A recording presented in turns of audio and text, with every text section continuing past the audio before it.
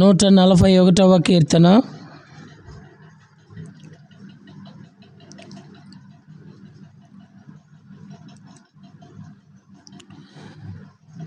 మొదటి 4 వచనాలు మార్చి చదువుకుంటాం.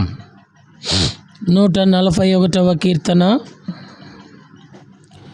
మొదటి 4 వచనాలు మార్చి చదువుకుంటాం.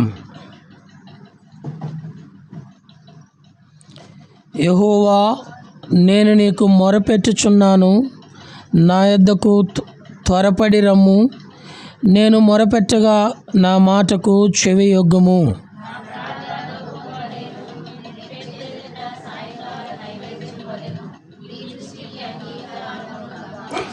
యెహోవా, నా నోటికి కావలించుము, నా పెదవుల ద్వారమునకు కాపు పెట్టుము.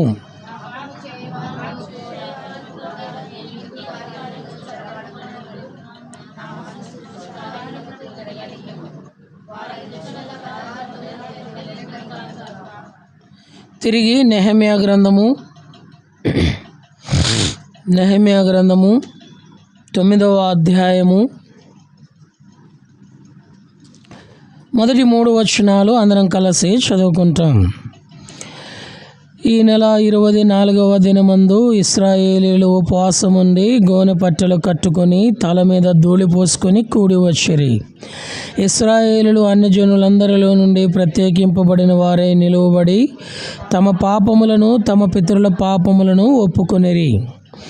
మరియు వారు ఒక జాముసేపు తామున్న చోటనే నిలువబడి తమ దేవుడైన యెహోవా ధర్మశాస్త్ర గ్రంథమును చదువుచూ వచ్చిరి. ఒక జాముసేపు తమ పాపములను ఒప్పుకొనుచు దేవుడైన యెహోవాకు నమస్కారము చేయుచూ వచ్చిరి. ప్రభు సహాయం కొరకు చిన్న ప్రార్థన చేసుకుంటాం.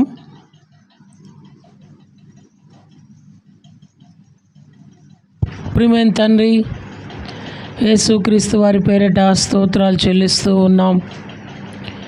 ఈ రాత్రికాల సమయంలో ఒప్పుదల ప్రార్థనలో దేవా, తిరిగి మీ యందు సమకూర్చబడాలి అని మేము ఏమి ఒప్పుకొనవలసిన వారిగా ఉన్నాము.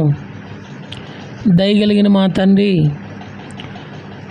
ఓ 7 విషయాలు మా గమనానికి తీసుకుని వచ్చిన మీ ఉద్దేశం అంతటిని బట్టి మిమ్మల్ని స్తుతిస్తూ, అట్టి 7 అంతల విధానములు నా మట్టుకు నేను, మా మట్టుకు మేము బలహీనులమని ఒప్పుకుంటూ, దేవా, యథార్థ హృదయంతో ఒప్పుకొనుడు ద్వారా మీరు కనికరించి క్షమించి తిరిగి మరలా మా యందు మీరు జాలిపడి మీ యందు సమకూర్చుకోవటానికి ఇష్టపడిన దేవుడు అయినందుకే మిమ్మల్ని స్తుతిస్తున్నాం. కొద్ది నిమిషాలు చదివిన వాక్యాన్ని మా కొరకు దీవించండి. ప్రార్థన కొరకే కావలసిన కొన్ని పరలోకపు తలంపులు మీరు దయచేయమని, రాగలిగిన ప్రతి వారి హృదయవాంఛను మీ చిత్తానుసారంగా తీర్చమని మీ దయను కోరుకుంటూ నా నోట మీ మాట ఉంచమని వేడుకుంటూ, కొంతమంది ప్రియులు రాలేక ఆగిపోయినారు దేవాయా, బలహీనతలలో ఉండి రాలేకపోయినారు. దయతో కనికరించి వారి బలహీనతలను తాకి స్వస్థపరచండి. కొన్ని అనానుకూల పరిస్థితులను బట్టి కూడా కొందరు రాలేకపోయినారు.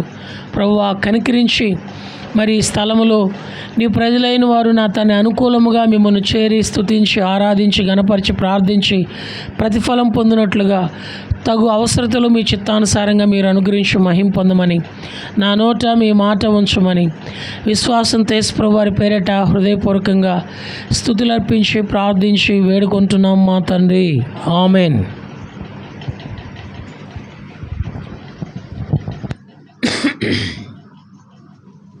నెహెమ్యా గ్రంథము 9వ అధ్యాయము మొదటి 3 వచనాలలో ఇశ్రాయేలు యొక్క ప్రార్థనా జీవితంలో 3 ప్రత్యేకమైన సంగతులను మనం గుర్తించవచ్చు.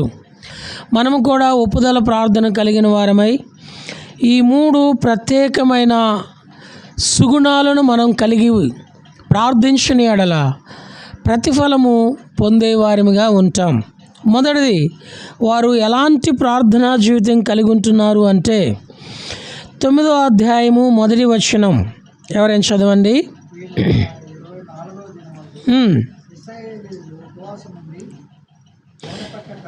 ఇశ్రాయేలీయులు ఉపవాసముండి గోనె పట్టలు కట్టుకొని తల మీద ధూళి పోసుకొని కూడి వచ్చిరి. మొదట వారి యొక్క ప్రార్థనా జీవితం మొదట ఎలాగున్నదంటే, ఆ దినాలలో వారు గోనె పట్ట కట్టుకునే వారిగా ఉన్నారు. గోనె పట్ట దేనికి సాదృశ్యం అంటే శ్రమకు సాదృశ్యం. ఎవరైనా గోనె పట్ట కట్టుకొని తల మీద బూడిద పోసుకొని ప్రార్థనకు చేరి వచ్చారు అంటే వారు చెప్పలేనంత శ్రమలో ఉన్నారని అర్థం. ఈ శ్రమలో కూడా వారు ఉపవాసం ఉండి ప్రార్థిస్తున్నారు. ఈ దినాలలో మనము కూడా శ్రమలో ఉన్నప్పుడు మనము దేవుని యొక్క అధికారము క్రిందకు వచ్చి, దేవుని యొక్క శిరసత్వానికి క్రిందకు వచ్చి ప్రార్థించినట్లయితే దానికి పోలికగా ఉంటుంది. అది మొదటిది, అనగా శ్రమలో కూడి వచ్చి ప్రార్థన చేస్తున్నారు. చిన్న ప్రశ్న, నాకు శ్రమ లేదు అన్నవారు ఎవరున్నారో చేయొద్దండి. నాకే బాధ లేదు, నాకే శ్రమ లేదు, నాకే దుఃఖము లేదు, నాకే అవమానము లేదు, నాకే కష్టము కన్నీరు లేదు అన్నవారు ఎవరైనా ఉంటే ఇక్కడ చేరిన వారిలో కానీ లైవ్లో భవిష్యత్తులో దేవుని వాక్యం వీక్షించే వారిలో కానీ ఎవరైనా ఉన్నారేమో చెప్పండి. సాధ్యమైనంత వరకు ప్రతి మానవుడు వాని పరిధిలో ఏమై ఉన్నాడు అంటే శ్రమ కలిగి ఉన్నాడు, గోనె పట్ట అనుభవం కలిగిన వాడిగా ఉన్నాడు. అయితే పితరులైన ఇశ్రాయేలులు శ్రమలో ఏం చేస్తున్నారనగా వారు కూడి వస్తూ ఉన్నారు. చూడండి, ఆ మాట అక్కడ ఉంది చివరిలో. తల మీద ధూళి పోసుకొని ఎలా వచ్చారండి? కూడి వచ్చారు. శ్రమలో కలిసి ప్రార్థన చేయాలా? మనకున్న జబ్బు ఏంటంటే శ్రమ వచ్చినప్పుడు తూచి నీ ప్రార్థన నీదే, నా ప్రార్థన నాదే, కలిసి ప్రార్థన చేసేది ఉండదు. నీ భక్తి నీదే, నా భక్తి నాదే. అయితే పితరులైన ఇశ్రాయేలులు అలాంటి అనుభవంలో లేరు. వారు కూడి, ఉదాహరణ చూడండి, బబులోను సామ్రాజ్యంలో బానిసలుగా కొనిపోబడినటువంటి షడ్రకు మెషకు అబేద్నెగోల దినాలలో రాజుకి కల వచ్చింది. ఆ కలభావము చెప్పకపోతే 127 సంస్థానాలలో ఉన్న సకల జ్ఞానుల యొక్క శిరస్సు వారి మెడ మీద నుంచి తలకాయ ఏం చేయబడుతుంది? తొలగించబడుతుంది. మొండి మెడలతో ఉంటారంటే శిరచ్ఛేదన చేయబడుతుంది. ఇలాంటి భయంకరమైనటువంటి శ్రమ సంభవించినప్పుడు కొంతమంది కూడి వచ్చారు. ఎంతమంది కూడి వచ్చారు? 4 కూడి వచ్చారు. ఎవరయ్యా అంటే షడ్రకు మెషకు అబేద్నెగోలు వారు 4 కూడి వచ్చారు దానియేలుతో. ఈ 4 ఎవరికి సాదృశ్యంగా ఉన్నారు అంటే ఓ క్రైస్తవ కుటుంబానికి సాదృశ్యంగా ఉన్నారు. ఓ క్రైస్తవ సంఘానికి నలుదిక్కుల నుండి కొనబడినటువంటి వారికి సాదృశ్యంగా ఉన్నారు. మన వ్యక్తిగత కుటుంబ ఆత్మీయ సేవా జీవితంలో సంభవిస్తున్న శ్రమలన్నింటిలో కూడా మనం ఇప్పుడేమీ బూడిద పోసుకోం కానీ, మనమేమి ఇప్పుడు గోనె పట్ట కట్టుకోం కానీ, మనకున్న శ్రమనంతటిని బట్టి కూడి వచ్చి ప్రార్థన చేయాలా? అది నెంబర్ 1.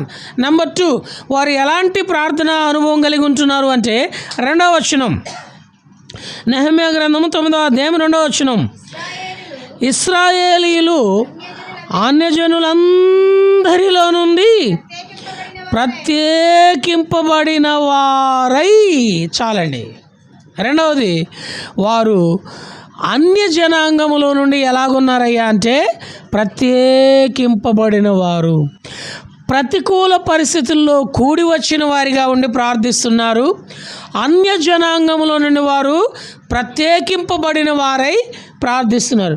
ప్రార్థించే మన జీవితంలో ప్రార్థన అనుభవం కలిగినటువంటి తన ప్రజలైన వారి జీవితంలో దేవుడు కోరుకునేది ఏమిటయ్యా అంటే, దేవుడు చూచేది ఏమిటయ్యా అంటే ప్రత్యేకింపబడుట. అందుకని అపోస్తుల కార్యములు 2వ అధ్యాయము 38వ వచనంలో వ్రాయబడింది, మూర్ఖులకు ఈ తరం వారికి మీరు వేరై ప్రత్యేకింపబడిన వారై ఉండాలి. అలా కాకుండా మూర్ఖులతో కలిసిన వారమై ఉండకూడదు, లోకముతో కలిసిన వారమై ఉండకూడదు, అన్యజనులతో కలిసిన వారమై ఉండకూడదు. ఏమై ఉండాలండి? ప్రత్యేకింపబడిన వారమై. నిన్ను చూస్తే ఆ ప్రత్యేకత తెలియాలా? ఆ ప్రత్యేకత తెలిస్తే అప్పుడు దేవుడు వారి ప్రార్థనను అంగీకరిస్తాడు. ఈ దినాల్లో విశ్వాసులకి అవిశ్వాసులకి తేడా తెలుస్తుందా? పెళ్ళప్పుడు వాళ్ళకి మనకు అసలు ఏం తేడా ఉండదు, చావప్పుడు వాళ్ళకి మనకు అసలు ఏం తేడా ఉండదు. తగాదు వచ్చినప్పుడు వాళ్ళకంటే మనమే ఇంకెక్కువ భయంకరంగా ఉంటాం. ప్రత్యేకత దేవుడు కోరుతా ఉన్నాడు. మూడోది చూడండి, మొదటిది వారు ప్రతికూల పరిస్థితుల్లో కూడి వస్తున్నారు. రెండవది ప్రత్యేకింపబడిన వారిగా ఉంటున్నారు. మూడవది చూడండి, ఆ ప్రత్యేకింపబడిన స్థితిలో నిలువబడి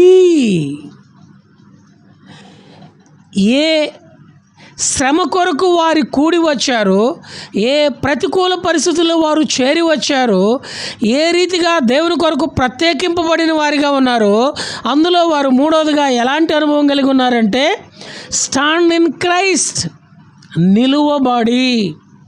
నీవు నేను మనము దేవుని కొరకు ఏదైతే ప్రత్యేకింపబడిన వారిగా ఉన్నామో, రెండవ వచనము రెండవ వరుసలో ఉంటుంది, నిలువబడి. దేవుని కొరకు మనం ఏమై ఉండాలండి? నిలిచిన వారమై ఉండాలా. పారిపోయే వారిగా ఉండకూడదు, పక్కకు తొలగిపోయే వారిగా ఉండకూడదు, నిలువబడే వారిగా ఉండాలా. ఎప్పుడైతే ఈ 3 లక్షణాలు మనం కలిగి ఉంటామో అప్పుడు ప్రార్థన చేయటానికి, ఆ ప్రార్థనకు ప్రతిఫలం పొందటానికి మనము దేవుని కొరకు పాత్రులము. అందుకనే దీనికి రిలేటెడ్గా మనము ఒక వాక్యం చదువుతూ వచ్చాం. కీర్తన 141. ఓ 15 నిమిషాల వ్యవధిలో వాక్యం చూసుకొని మనం ప్రార్థనలో ప్రవేశిస్తాం. 141వ కీర్తనలో కీర్తనాకారుడైన దావీదు ప్రార్థన చేస్తూ, యెహోవా నేను నీకు మొరపెట్టుచున్నాను, నా యొద్దకు త్వరపడి రమ్ము. నేను మొరపెట్టగా నా మాటకు చెవియొగ్గుము. నా ప్రార్థన ధూపము వలెను. నేను చేతులెత్తుట సాయంకాల నైవేద్యము వలెను. నీ దృష్టికి అంగీకారమగును గాక. దావీదు ఇక్కడ ప్రార్థన చేస్తూ ఏ సమయంలో ప్రార్థన చేయాలో స్పష్టంగా చెబుతూ, ఆ తర్వాత చూస్తాము, ఏ సమయంలో ప్రార్థన చేయాలో స్పష్టంగా చెబుతూ ఆయన ప్రార్థనలో ఓ 5 మంచి లక్షణాలు కోరుకొని ప్రార్థన చేస్తూ ఉన్నాడు. ఏమిటా 5? నెంబర్ 1, 3వ వచనం, యెహోవా నా నోటికి కావలి ఉంచుము. ప్రార్థన చేసేవారు కలిగి ఉండవలసిన దావీదు వంటి ప్రార్థనా జీవితం ఏమిటంటే నోటికి ఏముండాలా? కాపుదల ఉండాలా. నోటికి కాపుదల లేకపోతే ఏమవుతుంది? నోటికి కాపుదల లేకపోతే ఏమవుతుంది చెప్పాలా? అందుకనే పెద్దలు ఒక సామెత చెప్పారు, నోరు మంచిదైతే ఊరు మంచిది అవుతుంది. నోటికి కావలి లేకపోతే మనకంత చెడే. దావీదు అంటాడు కదా 39వ కీర్తన 1వ వచనంలో చక్కని మాట దావీదు పలుకుతాడు. 39వ కీర్తన 1వ వచనము, నా నాలుకతో పాపము చేయకుండునట్లు నా మార్గములను జాగ్రత్తగా చూచుకొందును. భక్తిహీనులు నా ఎదుటనున్నప్పుడు నా నోటికి చిక్కము ఉంచుకొందుననుకొంటిని. నేను ఏమీ మాట్లాడక మౌనినైతిని.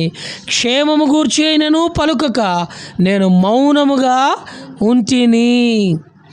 అయినను నా విచారము అధికమాయను. అందుకని దావీదు ఏమంటున్నాడంటే మొదట నా నోటికి కావలి ఉంచుము. విస్తారంగా మాట్లాడకూడదండి. మనం విస్తారంగా ఎప్పుడు కూడా ప్రార్థించేవారు విస్తారంగా మాట్లాడకూడదు. అప్పుడప్పుడు కొంతమంది ఫోన్లు చేసి ఏవేవో మాట్లాడుతూ ఉంటారు, మనకు సంబంధం లేని మాట్లాడుతూ ఉంటారు.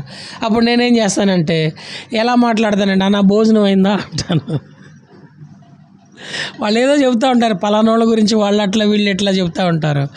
అప్పుడు తప్పించుకోవాలి. అది చెప్పొద్దని చెప్పకుండా, అది చెప్పనీయకుండా మనం చేసుకోండి, మనమే జాగ్రత్త పడాలా. అందుకని ఏమంటామంటే, అన్న భోజనం అయిందా, భోజనం టైం అయితే, మార్నింగ్ అయితే బ్రేక్ఫాస్ట్ అయిందా అని మాట దాటేసుకొని అవన్నీ మనకు అనవసరం. మన మీదకి వస్తూ ఉంటే అవన్నీ తీసుకొస్తూ ఉంటారు. దావీదు అదే కోరుతున్నాడు, నా నోటికి కావలి ఉంచుము. మన నోరు కాచుకోకపోతే సుమా పరలోకం చేరుకోవటం అనేది ప్రమాదకరంగా మారుతుంది. అందుకనే విస్తారముగా మాట్లాడకూడదు ప్రార్థన చేసేవారు. అది నెంబర్ 1. దావీదే అలా కోరుతున్నాడు. నెంబర్ 2, రెండవ చూడండి ఏమంటున్నాడు, నా పెదవుల ద్వారమునకు కాపు పెట్టుము. మన నోట నుంచి వచ్చే ప్రతి మాట, యాకోబు రాసిన పత్రికలో ఉంటుంది, నాలుక చిన్న అవయవమే కానీ అది బహుగా ఏం చేస్తుందట, అదిరి పడుతుందంట. అందుకని దావీదు కోరుతా ఉన్నాడు, నా పెదవుల ద్వారమునకు కాపు పెట్టుము. నోరు కాచుకోవటం ప్రాముఖ్యం. పెదవుల ద్వారము నుంచి వచ్చే ప్రతి మాటకు దేవుని యొక్క కాపు, దేవుని కాపుదల అవసరం. కాపు పెట్టుము. 3వ చూడండి, 4వ వచనం, పాపము చేయు వారితో కూడా నేను దుర్నీతి కార్యములలో చొరబడకుండునట్లు. మనమేమి చేయని అవసరం లేదు, చేసేవారితో మనం సహవాసం చేస్తే చాలు. మనమేమి చేయని అవసరం లేదు, చేసేవారితో మనం పాలు పుచ్చుకుంటే చాలు. పరుల పాపములో పాలువారము కాకూడదు. అదేమిటయ్యా అంటే దుర్నీతి. అందుకని అంటున్నాడు, ఆ దుర్నీతిలో నేను చొరబడకుండానట్లు. మొదటిది కావలి ఉంచుము, రెండవది కాపు పెట్టుము, మూడవది చొరబడకుండా ఉండునట్లు చేయము దుర్నీతిలో. 4వ చూడండి, దాని కింది వరుస, నా మనసు దుష్కార్యమునకు తిరుగనీయకుము. దుష్కార్యం అంటే ఏంటి? నా మనసు దుష్కార్యమునకు తిరగనీయకము. చూడండి దుష్కార్యం అంటే ఏంటో ఒక మాట చూస్తాం. ఆదికాండము 39వ అధ్యాయము 9వ వచనములో ఓ చక్కని మాట రాయబడుతూ వచ్చింది. Book of Genesis chapter 39 verse 9.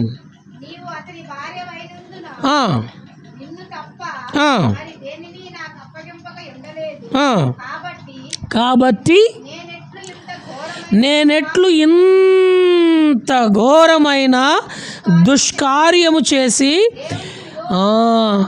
దుష్కార్యం ఎప్పుడు కూడా దేవునికి విరోధంగా పాపం చేయడానికి దోహదపడుతుంది. దుష్కార్యం అంటే ఏంటంటే నీది, నాది, మనది కాని దాన్ని ఆశించడమే. మనది కాని దాన్ని మనము ఆశించడం అనేది దుష్కార్యం. అక్కడ యోసేపు జీవితంలో ఐగుప్తులో ఉన్న పోతిఫరు ఇంట యోసేపు పనివానిగా ఉన్నాడు. అన్నిటి మీద అధికారం ఇచ్చాడు, కానీ తన భార్య మీద మాత్రం అధికారం ఇవ్వాల. అయితే శత్రువు తన భార్య రూపంలో యోసేపు జీవితాన్ని పతనానికి తీసుకొని పోవడానికి వస్తే యోసేపు చెబుతున్న మాట ఏమిటంటే, నీ మీద నాకు అధికారం లేదు, కాబట్టి ఇట్టి దుష్కార్యము నేను చేసి దేవునికి విరోధముగా పాపము చెయ్యను. దావీదు అదే కోరుతా ఉన్నాడు. ప్రార్థన చేసేవారి జీవితంలో దుష్కార్యము ఉండకూడదు. ఆఖరిది 5వ చూడండి, 41వ కీర్తన 4వ వచనం చివరి వరుస, వారి రుచిగల పదార్థములు నేను తినకయుందునుగాక. ఆ దుష్కార్యము మనది కానిది ఏదైనా సరే ఎంత రుచిగా ఉన్నా అది మనము తినకయుందుముగాక, తినకుండా ఉందుముగాక. లోకంలో ఒక సామెత ఉంటుంది, కొనుక్కొని తిన్న పళ్ళు కన్నా దొంగతనంగా కోసుకొని తిన్న పళ్ళకు రుచి ఎక్కువ అంట. కొనుక్కొని తిన్న జాంపండు కన్నా కానీ దొంగతనంగా కోసుకొని తిన్న సామెతల్లో కూడా ఉంది అది. దావీదు అదే అంటున్నాడు, వారి రుచిగల పదార్థములు తినకయుందుముగాక. ఈ 5 స్వభావముతో మనము ప్రార్థన చేయాలి. మొదటిది ఏంటండి? నోటికి కావలి ఉండాలి. రెండవది పెదవులకు కాపు పెట్టుకోవాలి. మూడవది ఏంటి? దుర్నీతిలో చొరబడకుండా ఉండాలి. నాలుగవది ఏంటి? దుష్కారం వైపు తిరగకుండా ఉండాలి. ఐదవది ఏంటి? వారి రుచిగల పదార్థాలు మనం తినకుండా ఉండాలి.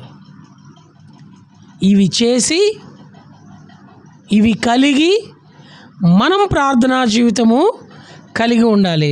ఈ భాగంలో దావీదు ఓ సమయాన్ని జ్ఞాపకం చేస్తున్నాడు. ఏ సమయం అయ్యా అంటే 2వ వచనములో, నా ప్రార్థన ధూపము వలెను, నేను చేతులెత్తుట సాయంకాల నైవేద్యము వలెను.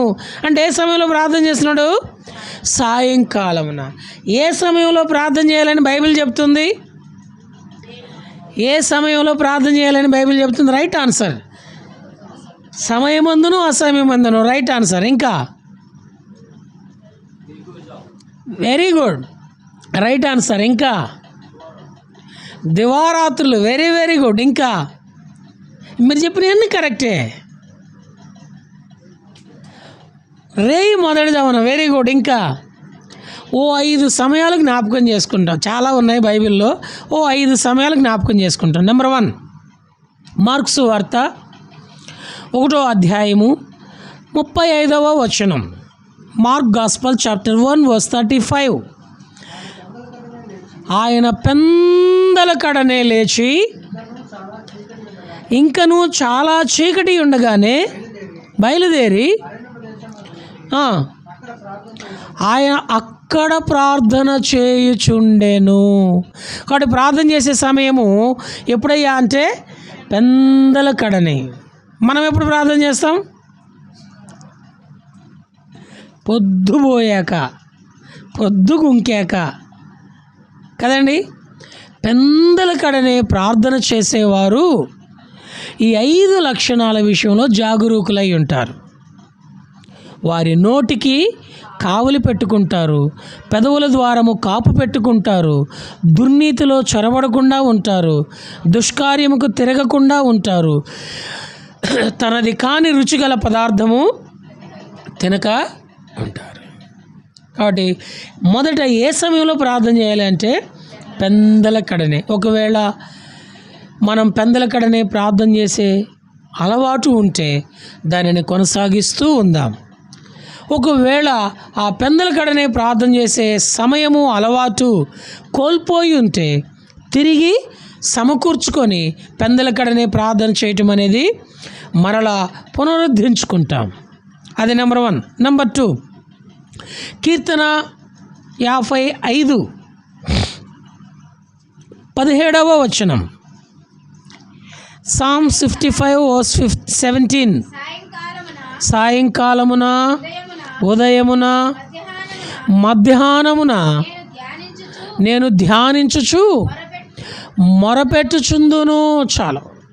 రెండవది ఎప్పుడు ప్రార్థన చేయాలి అంటే మధ్యాహ్నమున ప్రార్థన చేయాలని బైబిల్ చెప్తుంది. పెందల కడన, తర్వాత మధ్యాహ్నమున.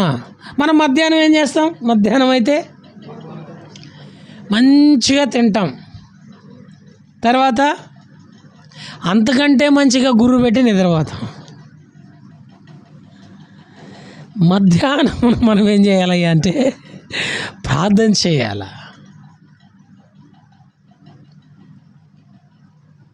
ప్రియమైన సహోదరి సహోదరుడా, కీర్తనలో వ్రాయబడింది కదా, రాత్రి మంచు దెబ్బ అయినను పగట ఎండ దెబ్బ అయినను తగలకుండా ఉండాలి అంటే ఆ పగటి వేళ మధ్యాహ్న సమయమున మనం ఏం చేయాలి అంటే ప్రార్థన. కొంతమంది భక్తులు ఉన్నారు, పరిశుద్ధులు, సిస్టర్స్, బ్రదర్స్, వారి వారి భర్తలు, భార్యలు ఆఫీసులకి, పనులకి వెళ్ళిన తర్వాత వారి ఇంటి పనులన్నీ చక్కబెట్టుకొని మధ్యాహ్నం అవగానే వారు ఏం చేస్తారయ్యా అంటే ఇంట్లో ఉన్న పాత్రలన్నీ బయట వేసుకొని శుభ్రంగా బూజు దులుపుకొని కడుక్కుంటూ ఉంటారు. శేషం మాత్రం ఏం చేస్తారయ్యా అంటే మధ్యాహ్న సమయాన్ని సద్వినియోగం చేసుకొని ప్రార్థన చేస్తారు. మనం ఏ వరుసలో ఉన్నామో మనకే తెలుసు. కాబట్టి బైబిల్ చెప్తుంది మధ్యాహ్నమున మనము ప్రార్థన చేయాలి. ఇంకో మాట చూడండి, ఏ సమయంలో ప్రార్థన చేయాలయ్యా అంటే అపోస్తుల కార్యములు 3వ అధ్యాయము 1వ వచనం. మధ్యాహ్నం అంటే ఇంచుమించుగా 12 గంటల ప్రాయం, 1 గంట ప్రాయం. పగలు 3 గంటలకు ప్రార్థనా కాలమున. ఆ తర్వాత అదే అపోస్తుల కార్యములు 10వ అధ్యాయము 30వ వచనం. అపోస్తుల కార్యములు 10వ అధ్యాయము 30వ వచనం. అందుకు కొర్నేలి 4 దినముల క్రిందట పగలు 3 గంటలు మొదలుకొని ఈ వేళ వరకు. కాబట్టి 3వ అధ్యాయం 1వ వచనం ప్రకారం, 10వ అధ్యాయం 30వ వచనం ప్రకారం 3వ సమయం ఎప్పుడయ్యా అంటే పగలు 3 గంటలు మొదలుకొని ప్రార్థన చేయాలి. మనం పగలు 3 గంటలు మొదలుకొని ఏం చేస్తాం? గ్రామాల్లో నుంచి వచ్చిన వాళ్ళకి బాగా తెలుసు, సాయంకాలం 3 అవుతుంది అంటే ఇంక వాళ్ళు ఏం చేస్తారయ్యా అంటే ఇంటి ముందు కసు ఊడ్చడం ప్రారంభిస్తారు, అంట్లు తోమటం ప్రారంభిస్తారు. 5 సూర్యుడు అస్తమించే లోపు వంట గింట మొత్తం రెడీ చేస్తారు. ఆ కాలపు స్త్రీలు కనుక ఉంటే 3, 4 అవుతుంటే ఇంట్లో ఉన్న ఆడపిల్లల్ని అందరిని కూడా వాళ్ళు తొందర చేస్తారు. కనీసం కసు ఊడవలేకపోతున్నావు, ఇల్లు ఊడవలేకపోతున్నావు కదండి. 3 అయితే మనం ఏం చేస్తామయ్యా అంటే ఇంటి పని చేసుకోవడానికి ఇష్టపడతాం. కానీ బైబిల్లో భక్తులైన వారు 3 అయిన దగ్గర నుంచి ఏం చేస్తున్నారయ్యా అంటే ప్రార్థన చేస్తున్నారు. 3 సమయాలు చూసాం. మొదటి సమయం ఎప్పుడు? పెందల కడనే. నీ ఇష్టం, నీ జీవితంలో పెందల కడ ఏ టైం అయితే ఆ టైం. నువ్వు ఎప్పుడు నిద్ర లేస్తే అదే పెందల కడ. నీ ఇష్టం, నువ్వు ఎప్పుడైనా లేవు. 3ంటికి లేవు, 4ంటికి లేవు, 7ంటికి లేవు, 10ంటికి లేవు. నువ్వు 10ంటికి లేసావంటే అదే నీకు పెందల కాడ. రెండోది ఎప్పుడు? మధ్యాహ్నం 12 నుంచి 1 గంట సమయంలో. మూడోది ఎప్పుడు? పగలు 3 గంటలు మొదలుకొని. 4వ సమయం చూస్తే ఇప్పుడు మనం చదివాం కీర్తన 141లో సాయంకాలం అనగా 6 గంటల సమయంలో, 6-7 మధ్య. ఆ తర్వాత 5వది చూస్తే చూడండి, అపోస్తుల కార్యం 16వ అధ్యాయము 25వ వచనం.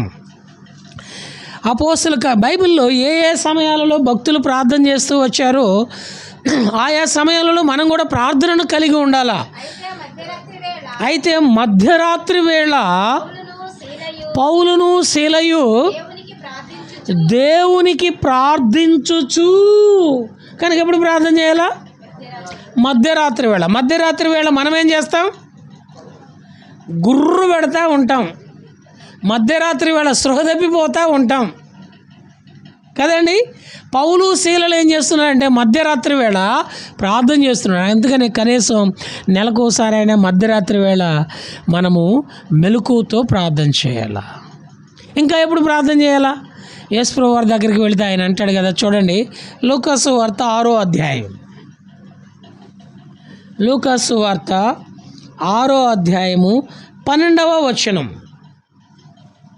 12వ వచనం.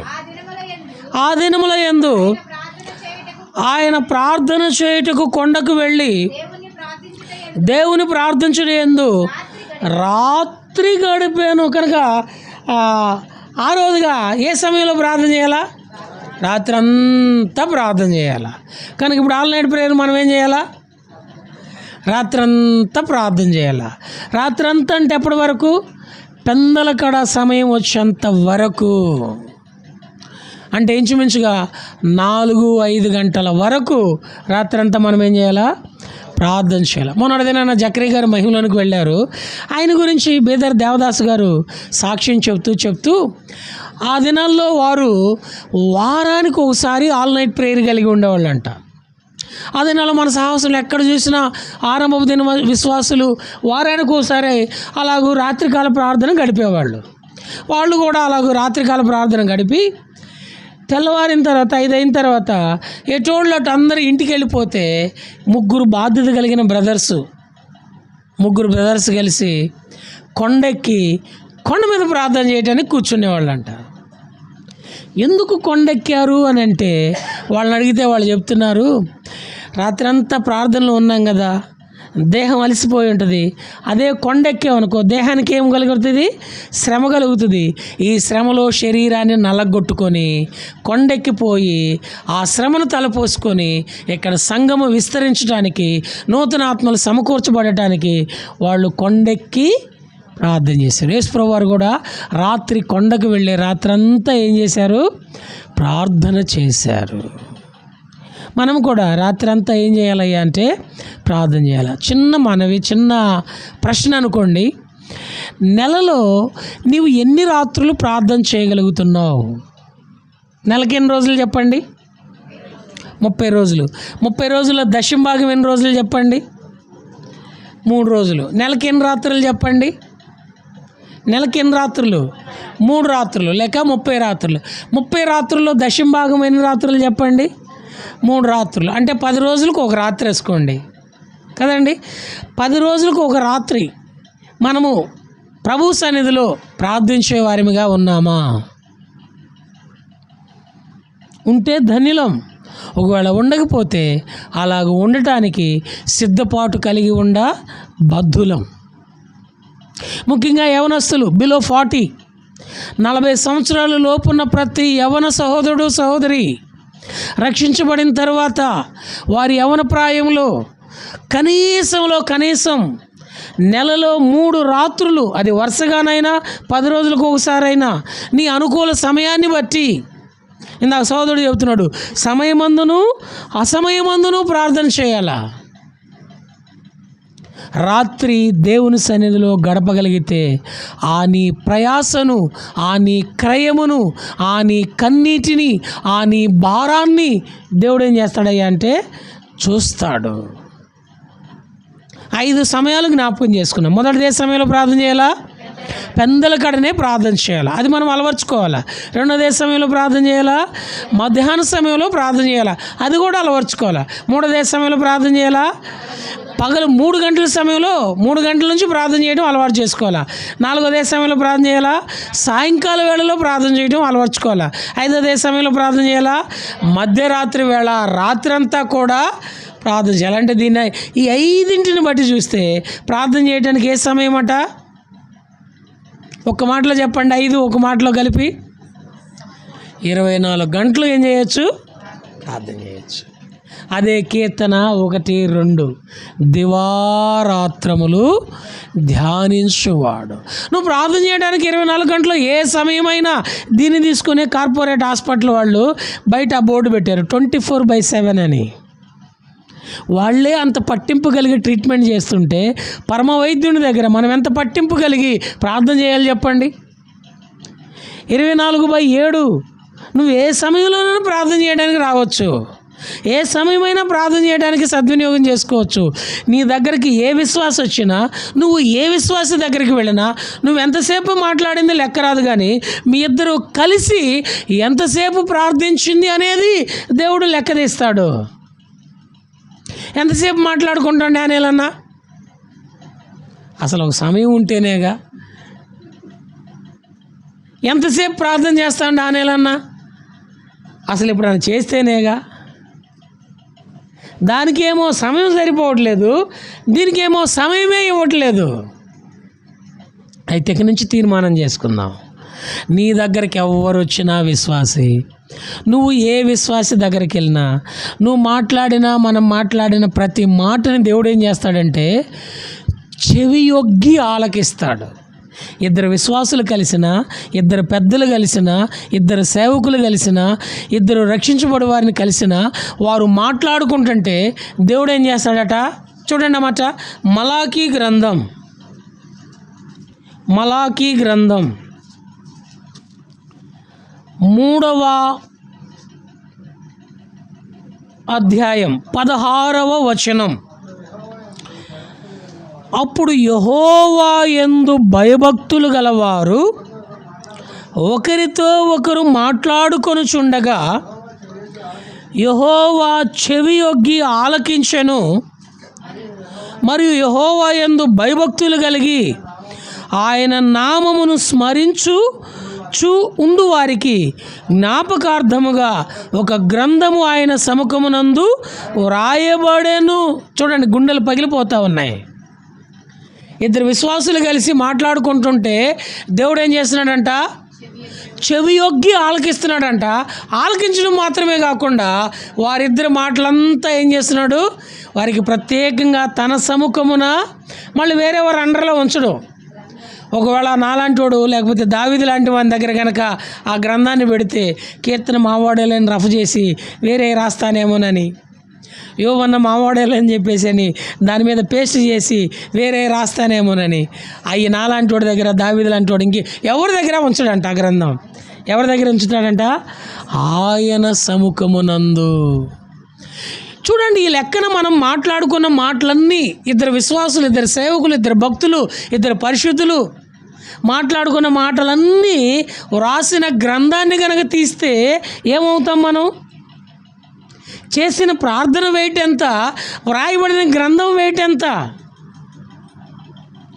కనుక జాగ్రత్త. అందుకే అన్నాడు, నా నోటికి కాపు పెట్టుము, నా పెదవుల గుండా వచ్చే మాటలకు నీవు కాచి ఉంచుము,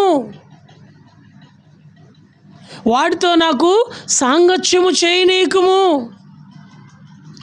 ఓ ప్రియమైన సోదరి సోదరుడా, ఏ విశ్వాసైనా నీ దగ్గరకు వచ్చి మాట్లాడే మాటంతా పళ్ళు పోకుండా దేవుడు తన సముఖమునందు గ్రంథంలో గ్రంథస్థం చేసి ఉంచుతున్నాడు. అందుకని ఇదేనా ప్రార్థన చేయు వారి యొక్క ప్రార్థనకు ప్రతిఫలము కన్నా ప్రార్థన చేయు వారికి కలిగే పరీక్ష ఎక్కువైపోతూ ఉంది. కాబట్టి ప్రియమైన సోదరి సోదరుడా, ఏ సమయంలోనైనా మనము ప్రార్థన చేయటానికి వచ్చినప్పుడు మన మాటలు ఎవరు ఆలకిస్తున్నారు? దేవుడు ఆలకిస్తున్నాడు. మన మాటలన్నీ దేవుడు తన గ్రంథమందు గ్రంథస్థం చేస్తున్నాడు. ఇప్పుడు మనం ప్రార్థనలో ప్రవేశించక మునుపు ఎలాగూ ప్రార్థన చేయాలి, ఎలాగూ ప్రార్థన చేయాలి, 5 విషయాలు జ్ఞాపకం చేసుకొని 10-15 నిమిషాల వ్యవధిలో అలాగూ మనము ప్రార్థన చేయబద్ధులం. నెంబర్ 1, ఎలాగూ ప్రార్థన చేయాలి అంటే మార్కు సువార్త 11వ అధ్యాయము 25వ వచనం. Mark gospel chapter 11 verse 25. ఒకరి మీద విరోధమేమైనను కలిగి ఉన్న ఎడల మీరు నిలువబడి ప్రార్థన చేయునెల్లప్పుడెల్లను వారిని క్షమించుడి. చదువు నాన్న. అప్పుడు పరలోకమందున్న మీ తండ్రియు మీ పాపములు క్షమించును. చాలమ్మా. కనుక యేసుక్రీస్తు వారు నిలబడి ప్రార్థన చేసినప్పుడల్లా క్షమాపణ హృదయంతో కూడిన ప్రార్థన చేస్తున్నాడు. మన జీవితంలో కూడా ప్రార్థనలో నిలిచినప్పుడల్లా క్షమించే హృదయము కలిగిన వారమై ప్రార్థన చేస్తే ప్రభువు కూడా మనల్ని ఏం చేస్తాడండి? క్షమిస్తాడు. ఇదే క్రైస్తవ్యం. గ్రహం స్టెయిన్స్ గారిని, వారి కుమారులిద్దరిని, తిమోతి మరియు ఎఫ్రాయిము, 9 సంవత్సరాల పిల్లవాడు, 11 సంవత్సరాల పిల్లవాడు, గ్రహం స్టెయిన్స్ మన భారతదేశానికి మిషనరీగా వచ్చి ఒరిస్సా ప్రాంతంలో కుష్ఠరోగుల మధ్య సేవా పరిచర్య చేస్తుంటే 30 మంది దుండగులు కలిసి సజీవ దహనం చేశారు. కారులో వారిని పెట్రోల్ పోసి నిప్పెట్టి ఎండుగడ్డి దాని మీద వేసి పూర్తిగా తగలబడిపోయేటట్టు రాక్షసానందం పొందారు. దైవజనుని యొక్క సహపాఠి గ్లాడియస్ స్టెయిన్, గ్రహం స్టెయిన్స్ గారి మిసెస్ గ్లాడియస్ ఆంటీ, ఆమెను కోరారంట, నీ భర్తను నీ బిడ్డలను చంపిన వారిని శిక్షించమని జడ్జి గారికి చెప్పొచ్చు కదా అంటే, అప్పుడు ఆమె జడ్జి గారికి చెప్పిన మాట ఏంటంటే, నా భర్తను నా బిడ్డలను చంపిన వారిని యేసుక్రీస్తు నామమున క్షమించండి. ఆ ఒక్క ఒక్క మాటకి 30 మందిలో 17 మంది మారు మనసు పొందారు. ఒక్కరోజు, ఒక్కరోజు ఆ ఒక్క మాట చెప్పిన సమయంలో 30 మందిలో 17 మంది, సగానికి పైగా శత్రువులు యేసుక్రీస్తు వారి యొక్క రక్షణలోనికి రావటానికి కారణం ఏంటి? ఒక్క మాట, క్షమించు. సర్వలోకము యొక్క రక్షణ కొరకు కలువరి శిలువలో వేలాడుతున్న యేసు పలికిన 7 మాటల్లో మొదటి మాట ఏమిటంటే, తండ్రి వీరేమి చేయుచున్నారో వీరెరుగురు గనక వీరిని ఏం చేయాలా? శిక్షించమని అనలేదండి. ఆయన ఏమన్నాడు? క్షమించు.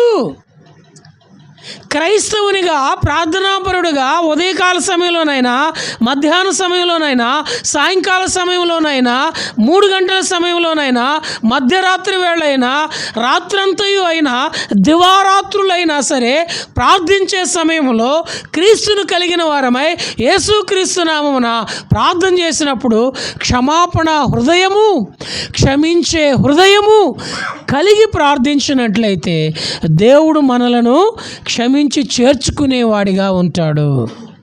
ఇందుకు ప్రశ్న, అసలు ఎందుకు ప్రార్థన చేస్తాం చెప్పండి? ప్రార్థన యొక్క అంతరంగపు ఉద్దేశం ఏంటి చెప్పండి? నీకు తెలిసింది చెప్పు, పర్లేదు. షేరాక ఎందుకు ప్రార్థన చేస్తాం చెప్పు కీర్తన అయ్యా. అమ్మా, క్షేమం కోసం ప్రార్థన చేస్తాం, వెరీ గుడ్. ప్రశాంతత కోసం ప్రార్థన చేస్తాం, very good. Right answer, excellent answer. అంటే మిగిలి తప్పని కాదు, మిగిలి అన్నీ అవసరమే. ప్రార్థన యొక్క అంతరంగం ఏమిటయ్యా అంటే, ప్రార్థన యొక్క ఉద్దేశం ఏమిటయ్యా అంటే, మనము పరలోక రాజ్యం చేరటం. యేసుక్రీస్తు వారు కలువరి శిలువలో ప్రాణం పెట్టే సమయంలో ప్రార్థించింది ఎందుకయ్యా అంటే, పాపాత్ముడైన మానవుడు పరలోక రాజ్యం చేరాలని వారికి క్షమాభిక్ష పెట్టాడు. అందుకని అపోస్తలుల కార్యము 2వ అధ్యాయం 20వ వచనంలో, ప్రభువు నామమున ప్రార్థన చేయ వారందరూ రక్షణ పొందును. ఇది నా భూమి మీద దేవుని సేవకులు, సంఘము, పెద్దలు, పరిశుద్ధులు, విశ్వాసులైన తల్లిదండ్రులు, పిల్లలు, రక్షించబడిన వారందరూ ప్రార్థన చేయటం యొక్క అంతరంగపు ఉద్దేశం ఏమిటయ్యా అంటే, మనము పరలోకము చేరడం కోసం. పరలోకం చేరకుండా భూమి మీద చేసే ప్రార్థన ప్రతిఫలం అంతా నిర్ణయకాల సమయంలో పరలోకం వెళ్ళకపోతే ఎక్కడికి చేర్చబడుతుందాం? పాతాళం యాతన పడతాం. ఆ పాతాళం నుంచి తప్పించబడి పరలోక రాజ్యం చేరే విధంగా మన ప్రార్థనా జీవితం ఉండాలి అంటే, మార్కు సువార్త 11వ అధ్యాయంలో యేసుప్రభువు వారు నేర్పించినటువంటి, యేసుప్రభువు వారు చేసినటువంటి విధి విధానం ఏమిటంటే, ప్రార్థనలో నిలిచి ప్రార్థించినప్పుడల్లా మనం ఏం చేయాలా? క్షమాపణ హృదయం కలిగి ఉండాలా, క్షమించే హృదయము కలిగి ఉండాలా. ఇది లేకుండా ప్రార్థనా జీవితం కలిగి ఉంటే పరలోకం రాకపోగా ఏమి సిద్ధంగా ఉంటుంది? పాతాళంలో ప్రార్థనకు జవాబు రాదు. ప్రభు ఇస్తున్న తరుణాన్ని బట్టి క్షమాపణ హృదయము పొంది క్షమించే హృదయము కలిగి ప్రార్థన చేయాలి. ఎలాగూ ప్రార్థన చేయాలా? 5 విషయాలు. మొదటిది, క్షమించే హృదయముతో, క్షమాపణ హృదయముతో ప్రార్థన చేయాలి, యేసుప్రభువు వారి వలె. రెండోది చూద్దాం రండి. 1 Chronicles chapter 17 verse 16 to 27. మొదటి దినవృత్తాంతముల గ్రంథము 17వ అధ్యాయము 16వ వచనము నుండి 27వ వచనం వరకు అది రాసుకొని ఇంటి దగ్గర చదవండి. ఇప్పుడు మొదటి 2 వచనాలు చదవండి. రాజైన దావీదు వలె యెహోవా సన్నిధిని కూర్చుండి ఇలాగు మనవి చేసాను. చాలండి. రెండవ తలంపు, ఎలాగూ ప్రార్థన చేయాలి అంటే, దేవుని సన్నిధిలో కూర్చొని ప్రార్థన చేయాలా. మనం ఎక్కడుంటే అక్కడ దేవుని సన్నిధి ఉంటుంది. మనము కూర్చొని ప్రార్థన చేస్తున్నప్పుడు అది దేవుని సన్నిధి అయి ఉండాలా, దేవుని సన్నిధిని అనుభవించిన వారమై ఉండాలా. దేవుని సన్నిధిని కలిగిన వారమై ఉండాలా, దేవుని ప్రసన్నతను చూసిన వారమై ఉండాలా. అందుకని దావీదు ఏమని ప్రార్థన చేస్తాడంటే, దేవా నీ ఇంటిలో నీ ప్రసన్నత చూచున్నట్లు. మనం మందిరానికి వచ్చి ఏం చూస్తాం? సేవకుడు వచ్చారా రాలేదా, సేవకురాలు వచ్చిందా రాలేదా, పాటలు పాడేవాళ్ళు వచ్చారా రాలేదా, ఇన్స్ట్రుమెంట్స్ ప్లే చేసేవాళ్ళు వచ్చారా రాలేదా, నాకు ఇష్టమైన వాళ్ళు వచ్చారా రాలేదా, నాకు కష్టమైన వాళ్ళు వచ్చారా రాలేదా, ఇలాంటివన్నీ చూస్తూ ఉంటాం. కానీ దావీదు వచ్చి ఏం చూస్తున్నాడయ్యా అంటే, దేవా నేను నీ ప్రసన్నత చూడాలా, నీ ప్రసన్నత ఉంటే చాలు, నీ సన్నిధి ఉంటే చాలు, నీ సన్నిధి ఉంటే చాలు. ఎక్కడెక్కడ ఉంటుందయ్యా అంటే, ఒక ఆయన ఉన్నాడు, 2వ అధ్యాయము యోనా గ్రంథం 2వ అధ్యాయం ప్రార్థన అంతా చేసి ముగింపు ఏమన్నాడంటే 9వ వచనంలో యెహోవా యొద్ద రక్షణ దొరుకును అన్నాడు.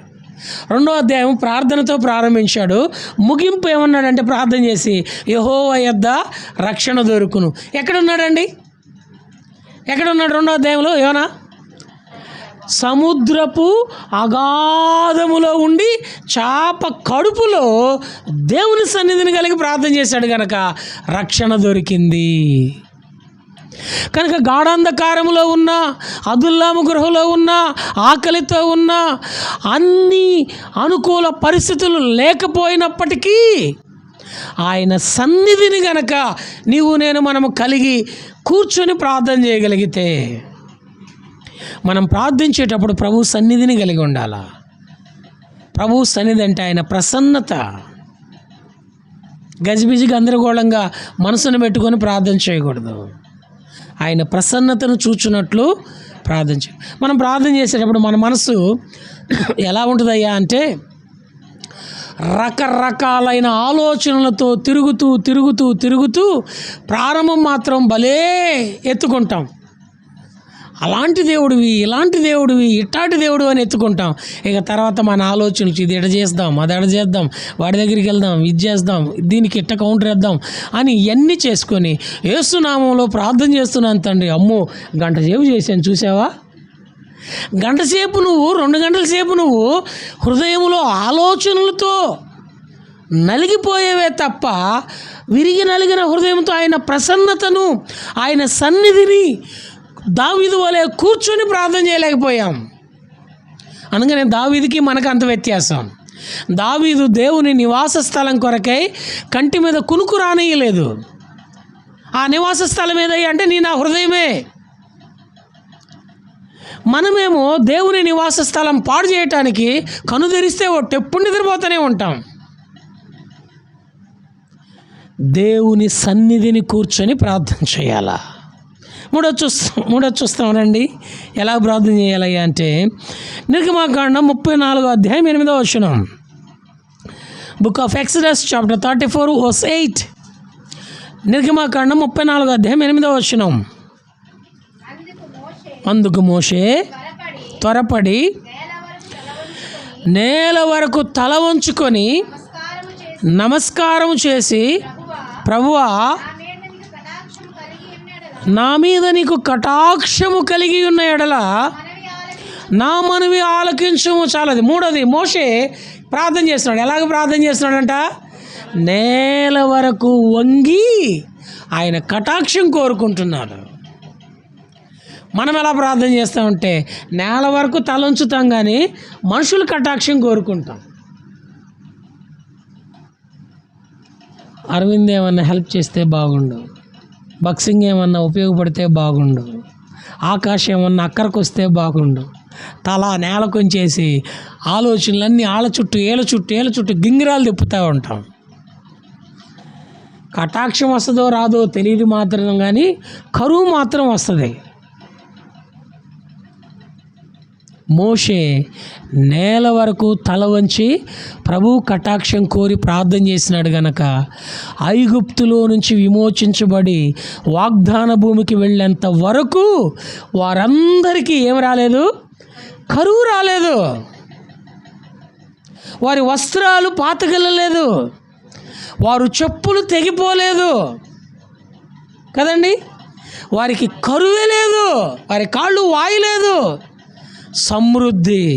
కారణం ఏమిటయ్యా అంటే మోషే వలె నేల వరకు తల వంచి, అంటే పూర్తిగా ఆయన మీద ఆధారపడి ఆయన కటాక్షము కోరుకుంటే కరువు కాదు మిగిలేది సమృద్ధి.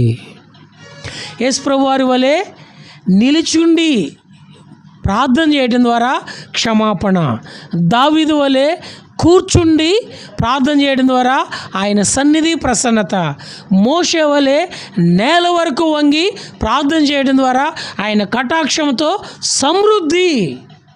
4-5 చూసుకొని ఇట్టి విధానంలో మనము ప్రార్థన చేయ బద్దులం. 4 చూస్తాము రండి. Book of Daniel chapter 6:10. దానియేలు గ్రంథము 6వ అధ్యాయము 10వ వచనం. ఇట్టి శాసనము సంతకము చేయబడినని దానియేలు తెలుసుకొనినను అతడు తన ఇంటికి వెళ్ళి యథాప్రకారముగా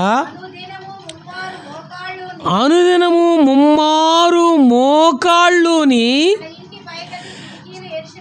తన ఇంటి పైగది కిటికీలు యెరూషలేము తట్టు తెరువబడి ఉండగా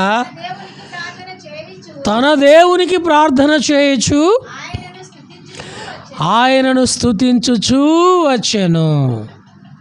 ఇక్కడ 4వది ఎలాగో ప్రార్థన చేయాలయ్యా అంటే, నీ జీవితంలో ప్రతికూల పరిస్థితులు సంభవించినప్పుడల్లా, నీ మీదకి శ్రమ పొంచి ఉన్నప్పుడల్లా, నీవు నలిగిపోయే పరిస్థితులు నీ మీదకి దాడి చేస్తున్నప్పుడల్లా, నీ మనసు గాయపరిచే పరిస్థితులు నీ మీదకి వచ్చినప్పుడల్లా దానియేలు వలె మోకాళ్ళ మీదకి వచ్చి ప్రభువుని స్తుతించి ప్రార్థన చేస్తే నిన్ను బట్టి ఏమవుతుందంటే, అదే చూడండి, అదే అధ్యాయం 25వ వచనం.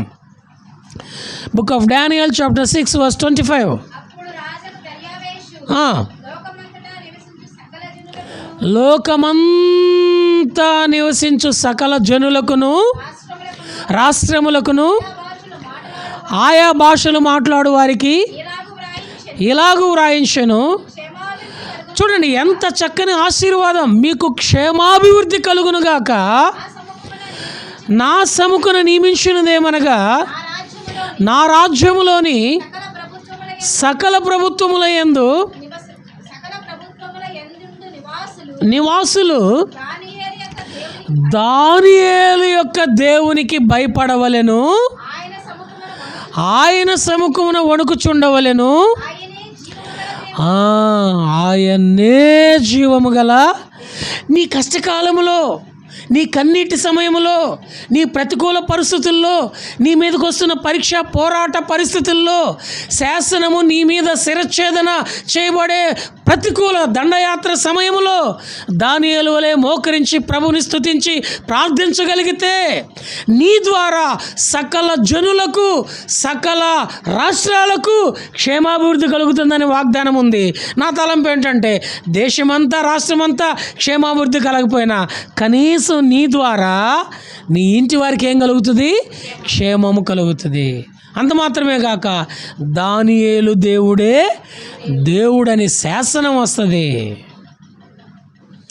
నీ ప్రతికూల సమయంలో నువ్వు మోకాళ్ళ మీదకి వచ్చి దానియేలు వలె ప్రార్థన చేస్తే నీ ఇంట్లో వాళ్ళందరూ నీవు సేవిస్తున్న దేవుడు ఎవరైనా ఎరుగుతారయ్యా అంటే జీవము కలిగిన దేవుడు. అన్యరాజు కూడా 6వ అధ్యాయం 12వ వచనంలో ఏమని చెబుతున్నాడంటే, దానియేలు అనుదినము నీవు తప్పక సేవించుచున్న నీ దేవుడు నిన్ను రక్షించును. అన్యుడు గుర్తెరుగుతున్నాడు. ఎప్పుడైతే నువ్వు మోకాళ్ళ మీదకి వస్తావో, ఓ ప్రియమైన యవన సహోదరుడా సహోదరి, మోకాళ్ళ మీదకి రాగలుగుతున్నావా? ఇది నాలో యవనస్తులు అందరూ చూస్తే ఎలా ఉన్నారా అంటే సిట్ రైట్లో కూర్చుంటా ఉన్నారు. సిట్ రైట్ అంటే తెలుసుగా, ఎట్లా భోజన పంక్తిలో కూర్చుంటామే, భోజనానికి కూర్చున్నట్టు. దానియేలు అలా లేడు.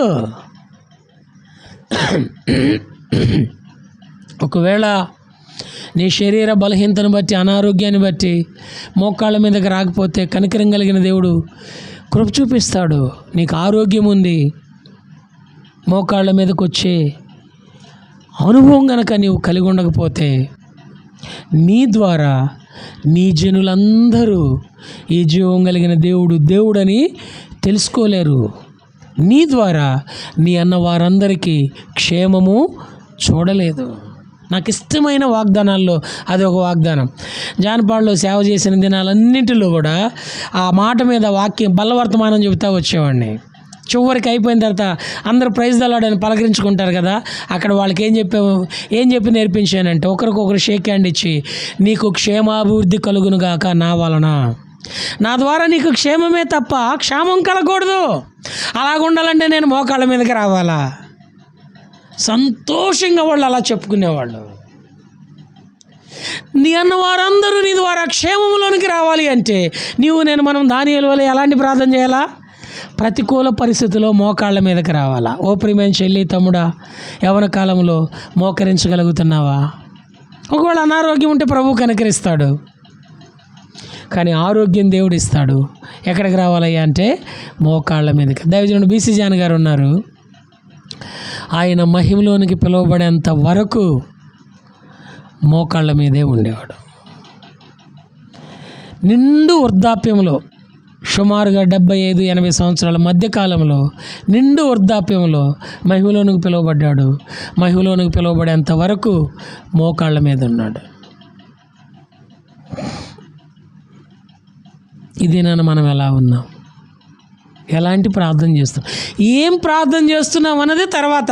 అసలు ముందు ఎలా ప్రార్థన చేయాలో తెలియాలి కదా. యేసు ప్రభువారి వలె క్షమాపణ హృదయంతో ప్రార్థన చేయాలా? దావీదు వలె ఆయన సన్నిధిని కలిగిన వారమై ప్రార్థన చేయాలా? మోషే వలె ఆయన కటాక్షము కలిగి నేల వరకు వంగి ప్రార్థన చేయాలా? దానియేలు వలె ప్రతికూల పరిస్థితుల్లో, పరీక్ష పోరాట పరిస్థితుల్లో మోకాళ్ళ మీదకి వచ్చి నీ అన్న వారందరూ క్షేమం కొరకు, వారందరూ దేవుని యందు భయభక్తులు కలిగి ఈ దేవుడే జీవం కలిగిన దేవుడు అని ఎరుగునట్లు ప్రార్థన చేయాలి. ఆఖరిది 5వ చూసుకొని ఇట్టి అనుభవంతో మనము ప్రార్థనలో ప్రవేశిస్తాం. చూస్తామండి. 5వదిగా చూసినట్లయితే లూకాసు వార్త 22వ అధ్యాయం 41వ వచనం. లూకాసు వార్త 22వ అధ్యాయం 41వ వచనం. Doctor Luke chapter 22 verse 41. వారి యొద్ద నుండి రాతివేతంత దూరము వెళ్ళి మోకాళ్ళలోని, తండ్రి ఈ గిన్నె నా యొద్ద నుండి తొలగించుటకు నీ చిత్తమైతే తొలగించుము, అయినను నా ఇష్టము కాదు, నీ చిత్తమే సిద్ధించునుగాక అని. కాబట్టి 5వ తలంపు ఏమిటయ్యా అంటే మోకాళ్ళ జీవితంలో దేవుని చిత్తం ఎరిగి ప్రార్థించాలా. యేసు ప్రభువు అలాగే మోకాళ్ళ జీవితంలో దేవుని చిత్తం మెరిగి ప్రార్థించినాడు గనక సర్వలోకానికి ఏం కలిగింది? రక్షణ. ఒకవేళ ఆ సమయంలో యేసు ప్రభువారు కొట్టబోయే ఆ కొరడా దెబ్బలు, వేసే ఉమ్ము, గుద్దే పిడిగుద్దులు, తొలగిపోయే ఎముకలు, స్థానములన్నీ తొలగిపోయే ఇదంతా జ్ఞాపకం చేసుకుని, అమ్మో ఇదంతా నేను ఏడబరిస్తాను, ఇది నా వల్ల కాదని ఆయన మిడిల్ డ్రాప్ అయ్యాడు అనుకోండి, డ్రాప్ అవుట్ అయ్యాడు అనుకోండి. సులువు కార్యం. ఇప్పుడు లోకమంతా ఏమైపోయేది అంటే మనం ఏమైపోయేవాళ్ళం? ఆరని అగ్నిగుండానికి పాత్రులమైపోయేవాళ్ళం. ఎప్పుడైతే ఆయన ఆ గిన్నె స్వీకరించడానికి దేవుని చిత్తానికి విధేయత చూపాడో సర్వలోకానికి ఏమొచ్చింది? రక్షణ వచ్చింది. మన జీవితంలో కూడా యేసుక్రీస్తు వారే మాదిరి, యేసుక్రీస్తు వారే ముగింపు, యేసుక్రీస్తు వారి వలె దేవుని చిత్తమెరిగి ప్రార్థన చేయగలిగినట్లయితే నీ అన్న వారందరూ కూడా రక్షణలోనికి రాగలుగుతారు. అందుకని మనకు చక్కని వాగ్దానం ఇవ్వబడింది. మొదటి యోహాను పత్రిక 5వ అధ్యాయం 14వ వచనంలో రాయబడింది, మనం ఆయన చిత్తానుసారముగా ఏది అడిగినను అది మనకు కలిగిన ధైర్యం. ఆయన చిత్తానుసారంగా అడగటానికి మనకు దేవుడిచ్చిన ధైర్యం. ఆ మాట చదవమ్మా. ఆయనను బట్టి మనకు కలిగిన ధైర్యం ఏదనగా ఆయన చిత్తానుసారముగా మనం ఏది అడిగినను ఆయన మన మనవి ఆలకించుననున్నదియే. కాబట్టి ఓ ప్రియమైన సోదరి సోదరుడా, 5వదిగా మోకాళ్ళ మీదకి వచ్చి ఆయన చిత్తానుసారంగా ఏది అడుగుతావో అదంతా దేవుడు నీకు నాకు మనకి అనుగ్రహిస్తాడు. ఒకవేళ రక్షణ లేని భర్త కొరకు, రక్షణ లేని భార్య కొరకు, రక్షణ లేని పిల్లల కొరకు ఏళ్ల తరబడి ప్రార్థన చేస్తా వాళ్ళు రక్షణ పొందక నిన్ను విసిగిస్తూ నువ్వు విసిగిపోతూ ఉంటే అయినా కృంగిపోని అవసరంలా. వారు రక్షణ పొందడం అనేది దేవుని చిత్తము. ఆ చిత్తంలో ప్రార్థన చేస్తున్నావు. నిర్ణయకాల సమయంలో దేవుడు వారిని ఏం చేస్తాడు? రక్షిస్తాడు. 20 మంది ప్రార్థనా వీరులు పట్టిక అంతకుముందు చాలామంది క్రైస్తవ కుటుంబాలకి ఉన్నాయి. 20 మంది ప్రభుత్వం మన దగ్గర కూడా అది ప్రింట్ వేయించి పెడతాం, ఒక ఫ్లెక్సీ వేపిద్దాం. అందులో ఓ తల్లి తన కుమారుడు కోసం 40 సంవత్సరాలు ప్రార్థన చేసిందంట. ఓ భక్తుడు మరో తన ఆప్తుడి యొక్క రక్షణ కోసం 35 సంవత్సరాలు ప్రార్థన చేశాడంట. అంటే ఈ 34 సంవత్సరాల 362 రోజుల వరకు ప్రార్థన చేస్తూనే ఉంటే మిగిలిన వాళ్ళు కానీ తన మనసు కానీ ప్రార్థన చేస్తున్నప్పుడు ఎందుకురా నువ్వు ఇంకా వాడి కోసం ప్రార్థన చేసేది? నువ్వు ఎంత ప్రార్థన చేసినా కానీ వాళ్ళు అంతేరా అని మనసుని ఎంత కృంగదీసి ఉంటారు. వాళ్ళు రక్షణ పొందడం అనేది దేవుని చిత్తమా కాదా? అయితే ఎంత కృంగదీస్తున్నా దేవుని చిత్తానుసారంగా మనం ప్రార్థన చేయగలిగితే తన నిర్ణయకాల సమయంలో ప్రతిదానికి దేవుడు ఏమిచ్చాడు? సమయం ఇచ్చాడు. ఆ సమయంలో జవాబు దేవుడు నీ యొద్దకు తీసుకొని రాగలుగుతాడు. అక్కడ ఈ 5 విధాలుగా ఎలాగో ప్రార్థన చేయాలా? ఈ 5 విధాలుగా ప్రార్థన చేయాలి. మొట్టమొదటి ఎవరు? యేసుక్రీస్తు వారు. క్షమాపణ పొందిన వారమై క్షమించే హృదయము కలిగి ప్రార్థన చేయాలి. రెండోది ఎవరు? దావీదు. ఆయన సన్నిధిని, ఆయన ప్రసన్నతను కలిగిన వారమై ప్రార్థన చేయాలి. మూడోది ఎవరు? మోషే. నేల వరకు తల వంచి ఆయన కటాక్షము కోరి ప్రార్థన చేయాలి. కరువు సమృద్ధిగా మార్చబడుతుంది. నాలుగోది ఎవరు? దానియేలు. ప్రతికూల పరిస్థితుల్లో, భయంకరమైనటువంటి పరిశోధన పరిస్థితుల్లో మానక ముమ్మారు మోకాళ్ళ మీదకి వచ్చి ప్రార్థన చేస్తే క్షేమము మరియు నీవు సేవించుచున్న దేవుడే జీవం కలిగిన దేవుడని సాక్ష్యం వస్తుంది. ఐదోది ఎవరి వలె ప్రార్థన చేయాలా? యేసుక్రీస్తు వారి వలె మోకాళ్ళ మీదకి వచ్చి ఆయన చిత్తానుసారంగా ప్రార్థన చేస్తే నిర్ణయకాల సమయంలో దేవుడు నీ పక్షంగా నియమించిన సమయంలో సమస్తము రక్షణకరంగా మార్చబడతాయి, సమస్తము ఆశీర్వాదకరంగా మార్చబడతాయి. ఇట్టి అనుభవంలో మనము ఆయన సన్నిధిని కలిగి ప్రార్థన చేయ బద్ధులం. ఈ సమయంలో కొన్ని ప్రార్థన మనములు తెలియజేస్తాను. వాటిని మనసును పెట్టుకొని ప్రార్థన చేయవలసిందిగా. సుమారుగా ఇప్పుడు సమయం 2 అయింది. ఓ 2 గంటలు ప్రార్థన చేస్తాం. 4 ఒకవేళ అదనమైన పర్లా సంతోషం. ఈలోపు టీ కనుక ఏమన్నా ఉన్నాయి కనుక ఇంకోసారి వాటిని వేడి చేసి టీ ఇస్తే మెలకువగలిగి ప్రార్థన చేద్దాం. కనుక మొదటి ప్రాధాన్యత ఏమిటయ్యా అంటే మన మందిరానికి వస్తున్నటువంటి విశ్వాసుల్లో అనారోగ్యంతో బాధపడుతున్నారు. ఉదాహరణకి మాధురి సిస్టరు 2 రోజుల నుంచి ఆరోగ్యం బాగలేదు. ఆమె ఆరోగ్యం కొరకు ప్రార్థన చేయండి. అలాగే జెరూషా సిస్టరు, ఆమెకు కూడా ఆరోగ్యం బాగాలేదు. ఆమె ఆరోగ్యం కొరకు ప్రార్థన చేయండి. ఆ తర్వాత వివాహాల కొరకు ఎదురు చూస్తున్న యవ్వన బిడ్డలు, వారి వివాహాల కొరకు ప్రార్థన చేయండి. ఆ తర్వాత ఉద్యోగాల కొరకు ఎదురు చూస్తున్న యవ్వన బిడ్డలు, వారి ఉద్యోగాల కొరకు ప్రార్థన చేయండి. ఆ తర్వాత చదువుకుంటున్నటువంటి పిల్లలు వారి స్టడీస్లో దైవికమైన జ్ఞానం దేవుడిచ్చి ఉన్నతమైన విజయం బిడ్డలు పొందినట్లు ప్రార్థన చేయండి. ఆ తర్వాత మనకు చక్కని మందిరం ఆయన సొంత సమయంలో ఆయన చిత్తానుసారంగా కొంతమంది రావాలని ఉన్నారు, అయితే వచ్చి కూర్చోవడానికి ఇబ్బందిగా ఉంది అని రాలేకపోతా ఉన్నారు. ఇద్దరికి ఫోన్ చేసి పలకరిస్తే వాళ్ళు అన్నారు, అన్న రావాలని ఆశ ఉందన్న, అయితే మా పిల్లలు వచ్చి చూశారు, ఇరుగ్గా ఉంది. రెండోది కొంత అత్యవసర పరిస్థితులు ఇబ్బందికరంగా ఉన్నాయి, అందుకనే రాలేకపోతున్నాం. ఫస్ట్ రోజు ఒక సిస్టర్ ఫ్యామిలీతో వచ్చారు. లైవ్ వెళ్తుందా? ఆపేసే, కట్ చేయొచ్చు కదా.